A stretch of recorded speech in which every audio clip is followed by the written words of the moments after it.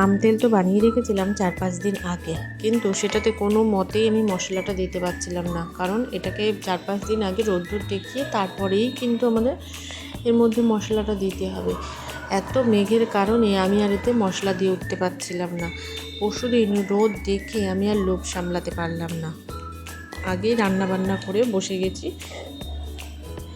আম তেলের মধ্যে মশলা দিতে। তোমরা কি মশলা ব্যবহার করো আম তেলে অবশ্যই কিন্তু আমাকে কমেন্ট করে জানিও। আমি যেভাবে বানাই সেটাই তোমাদের সাথে শেয়ার করলাম। এখানে আমি শুকনো খোলায় পাঁচফোড়ন, মৌরি আর সর্ষে একটুখানি হালকা ভেজে নিয়ে সেটাকে কিন্তু নুন দিয়ে ভালো করে গুঁড়ো করে নিলাম। আমি আমের যে তেলটা বানিয়েছি তার মধ্যে একটুখানি গরম করে নিয়েছি তেলটা, তারপরে কিন্তু ঠান্ডা করে নিয়ে তারপরেই আমি এটা ইউজ করি।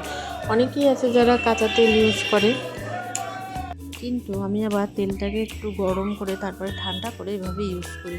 2-3 দিন একটুখানি রোদে দিয়ে দিয়েছি আমটাকে তেলের মধ্যে দিয়েই, তারপরে আমি এভাবে মশলা দিই। অনেকে আছে আমটাকে প্রথমে শুকিয়ে নেয়, কিন্তু আমি এভাবে বানাই না, আমি এভাবেই বানাই।